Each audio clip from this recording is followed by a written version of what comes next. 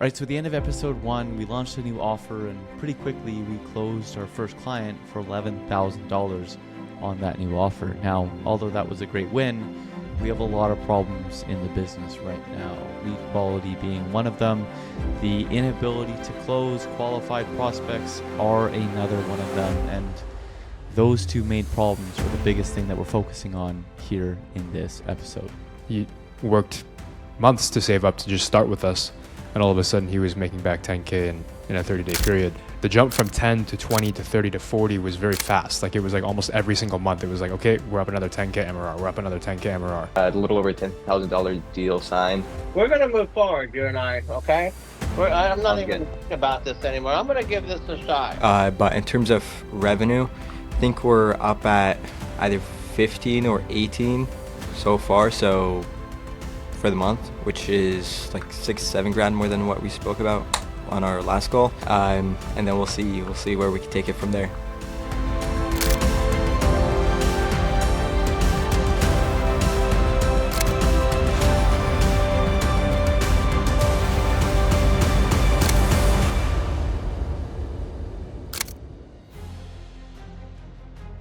But Mashari's gotten set up on SendBlue.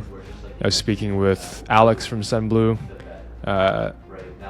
We needed to complete their onboarding. Onboarding is now complete, which means that our ops team can get in there and set up all their new CRM automation nurture sequences. So that'll be being done early next week. They're going to run a test on a different account first, just to make sure everything goes smoothly. In that process, we're going to set up and clean out their tagging system on the CRM, so that when we are working on setting up things like Kairos, everything is already in place, and it's just a matter of plugging it in. The ball is definitely moving forward. You can see that we're consistently seeing about 2x the response rates on iMessage to SMS, which is pretty typical of this platform. There's been a couple of days where we had like lower volume spend here, so it seems like there weren't any SMS sent out.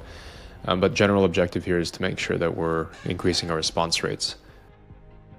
On top of that, we completed the Airtable system and customer database, so all the internal management and database stuff is complete. Now we just need to backdate the data, so Mashari is going to be working on backdating that data on a day-to-day basis this week, or ideally this weekend, which will give our ops team the chance to get that filled out throughout the start of next week. In terms of a challenge in the upcoming week or so, probably honestly more like getting more of the right people through the funnel and more sales calls on the calendar. It's not like they're not qualified or anything like that. They're just completely not the ICP. I feel like that it's more on the ads front, because a lot of the guys who come through the ad are looking more for a job to work for a plumber. So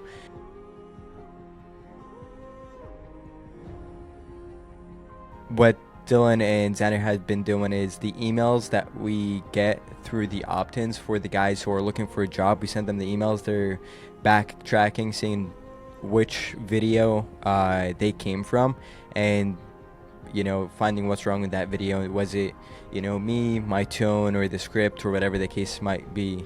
Yeah, the other thing that's going to help a lot is just installing this new qualification system. So we'll adjust the form a little bit as we revamp this CRM. We'll get onto Typeform, and that should help to weed out a little bit of the extra stragglers.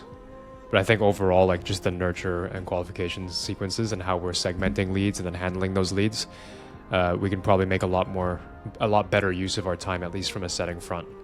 The surplus of people that have been coming through looking for employment opportunities, as you can see right here. So what we did is we did an analysis, and basically this is the first thing we do is we just looked at the data, right? And so we saw that really it was this one right here that had a super high cost per qualified call. And the other ones are actually really good qualified call, but it seemed as though this ad right here was attracting a lot of these service jobs, whatnot, right? So then from there, because it is all good except for one here, we just turned off custom video 1. And then next thing what I'm going to do is I'm going to have Mashari here refilm the scripts in custom video 1 and whatnot, but using the word, instead of saying plumbers, which you say in the script, say plumbing business owners, and instead of saying jobs, saying service calls. So that's the second thing too that we've done here, is if you look at the changes that I've made to the landing page, get 50 new plumbing service calls in 50 days as opposed to plumbing jobs, to make it speak more directly to who we're actually trying to attract. With this new batch of ads that is coming out, should just be a couple days since they're out that we should see a noticeable improvement. However, we've already seen an improvement based on what's already happened. The Typeform updates should, one, improve the opt-in quality by disqualifying all the leads that we just talked about, being plumbers looking for jobs as opposed to plumbing business owners looking for jobs. It will also auto-disqualify any of those people and allow us to segment our opportunities better down the line. So we're working in some tagging systems and some URL parameters that will help us make sure that we can maximize Jason's time as a setter, so he's not spending time bringing leads that are unqualified. The other thing we did for this was we just added a simple form question that said, are you a freelance plumber looking for work? Or are you a owner of a plumbing business? And it just auto-disqualifies anybody who says the former.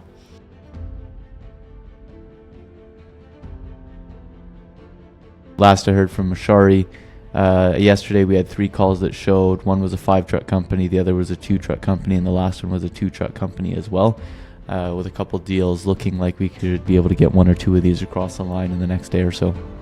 So today we had a pretty decent push forward in terms of sale perspective. We had a couple more sales calls, as you can see right here. These leads were a bit higher quality compared to last week, the week before, and so one guy had 5 trucks, the other 2 had 2 trucks. They seemed like they knew what they wanted. I'm feeling pretty confident about 2 of them. There's one which I'm not sure because he just got the 2nd truck on the road, so the volume of calls that he's looking for isn't a lot, and he pretty much doesn't have a volume of calls existing at the moment. I know we could deliver for him, but from his point of view, when you're not getting any calls at the moment, try to push the ball forward. It's really hard to kind of pay $8,000 on top of that. You also have ad spend and whatever the case might be. Overall, though, definitely not bad. Like I said, feeling like these 2, at least one of them, will hopefully close within this week. I have follow-up calls with 3 people tomorrow, and then these 2 other guys are the ones who I'm not feeling as confident about. What has the pipeline been like over the last couple of weeks? Right, so those 2 to 3 deals, one of them we went over last week with Noah. I should have closed them, saw where I went off. 2 other guys, one guy, he's waiting on payments from builders. That one I wasn't feeling too strong about. And then one guy is unqualified.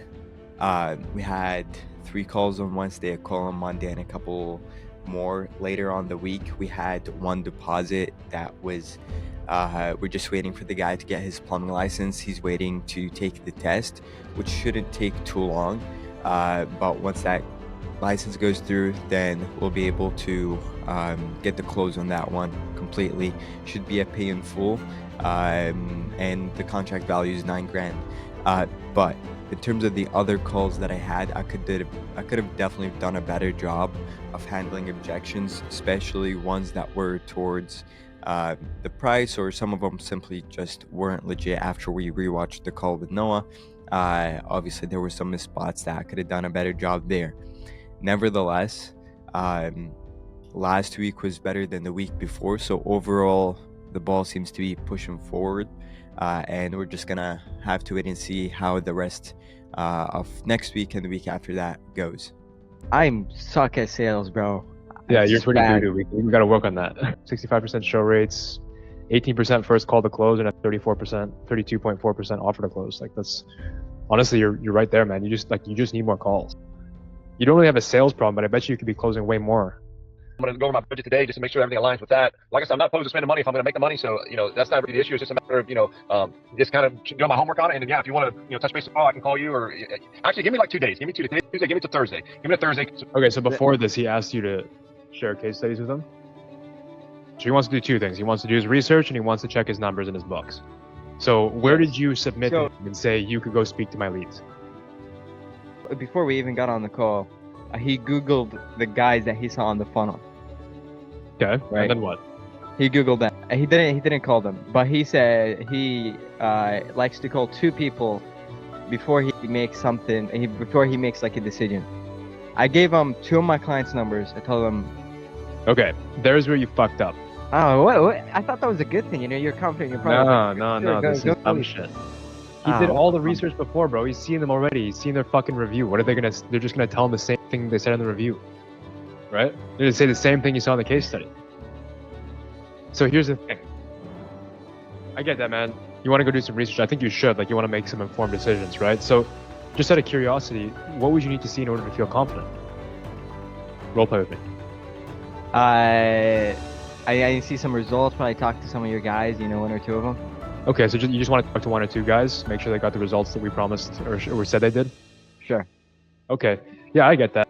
And ideally, what would you be looking for them to say to you on the phone that would take you from where you're at with your confidence level to that 110% that you're looking for? The fact that the results they got were legit, and you know, you didn't just pay them so they can make the video. Right, of course. But you did see the video and you did see the proof on the website. Am I right by assuming that? Correct. Okay. And so, are you planning just like calling them based on the numbers you found on Google, or were you hoping that I would give you some numbers in addition to that? Because I can do that 100%. Either would work. I mean, if you give me Okay. their numbers, or I could call 'em. So, as you said, you're looking to get confirmation that we're going to get results. Am I right? Correct.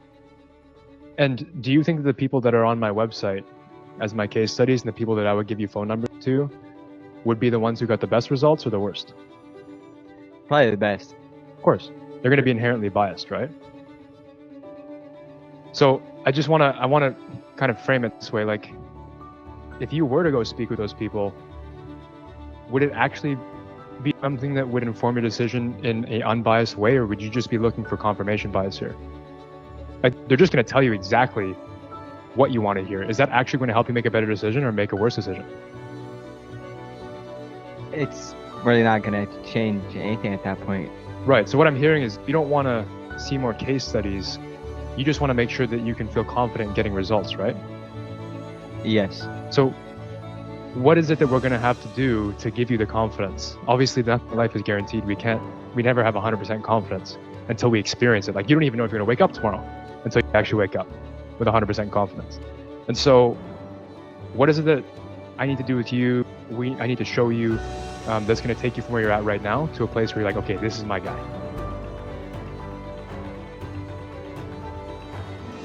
I don't know, man.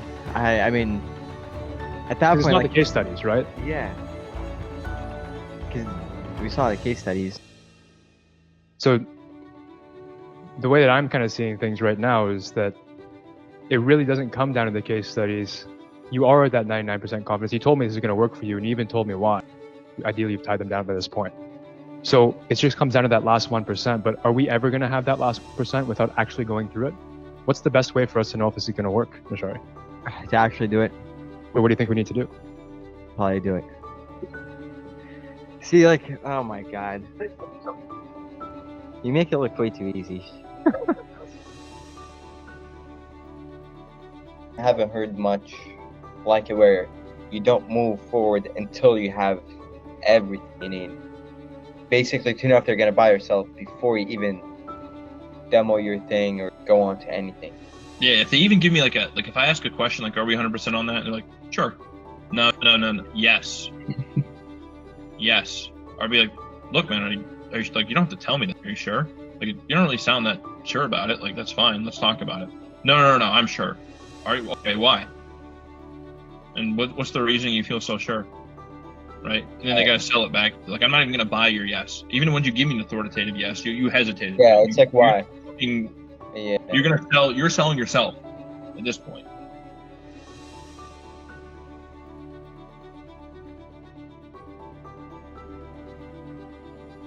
Sales calls for this week, they were all right.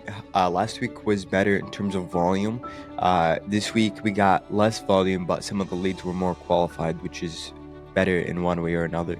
The first 3 days were slower in terms of number of calls on the calendar, but on Thursday or Wednesday, Dylan launched a couple new ads, which brought in more volume of leads throughout Thursday and Friday.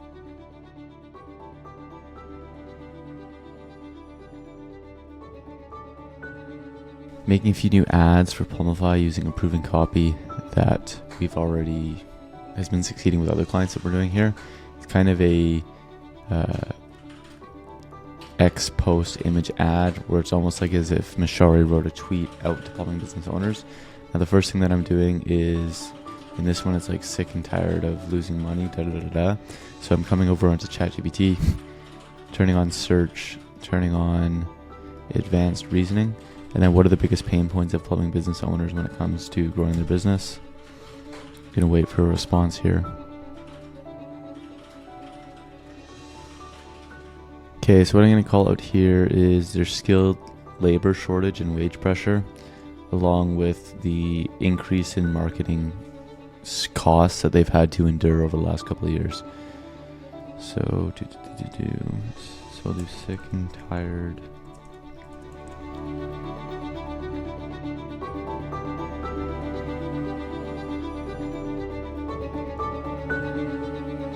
Okay, so as you can see here, if you're the owner of a plumbing business and are sick and tired of losing money due to staff shortages and rising marketing costs, I'm looking to install the same automated AI system 26 plumbing companies have used to add 100K to 1 mil in revenue and source good staff and doing a plumbing business in your area. If you're interested, I'll guarantee you 50 service calls in your first 50 days. Click learn more to get in touch. So we noticed that the ads were beginning to fatigue, so going to be making 3 or 4 more of these. Also going to be editing one of the video ads that we've had to reshoot and whatnot as well to launch a whole bunch of new ads either later today or tomorrow.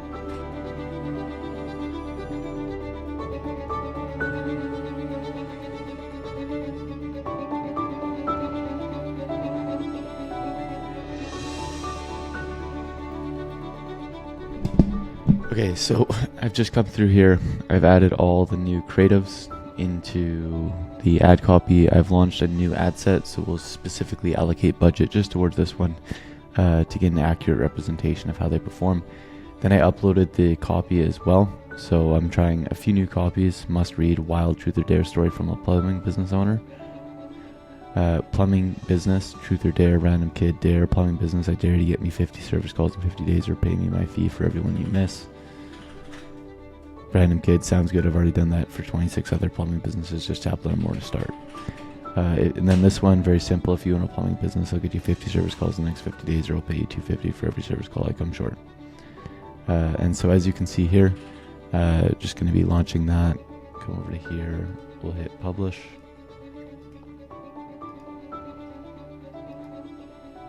And then I will let the team know. So one of the things that I've actually been noticing across the board is, funny enough, actually removing social proof on the initial opt-in page is increasing the conversion rate of our funnel. And obviously then we're putting all of the social proof on the book a call and the next steps page, so people obviously know that this is legit. So up until this point, running at about a 10% opt-in rate has been get 50 new plumbing service calls in 50 days. And if you don't hit 50, we'll pay you $250 for every job you come short, and then some bullet points. That's running at about a 10%, which is not bad for cold traffic. Gonna try and get this up to a 12 or 13. So what I've done is I've just made a super simple, straight to the point offer. And this is the new funnel page that I just put up. Right, use AI to get 50 new plumbing service calls in 50 days without lifting a finger. And if we don't get you 50 service calls, we'll pay you $250 for everyone we come short. See how with proof. Insanely simple, insanely straight to the point. Definitely something that I'm going to test really soon here. My projection is next week is going to be much better than this week due to the ads that were launched on Wednesday or Thursday, because the volume of leads that we were getting in is almost double, if not even more. So we'll see how that plays out. Whenever he puts in his end of day report, it shows the pickup rate, and the pickup rate is pretty low. So that could be why. Say it again. The pickup rate is 24%. So for every $100, you're getting 24 calls. And of those 24 calls you pick up, 5% of them, 5.8% of them are disqualified, right? And then he's pitching. 10. You should be pitching. Well, pitch rate is based on your pickup. So he's pitching 10% of the people that pick up. That doesn't make any sense. He's setting 32% of the people that pick up the phone.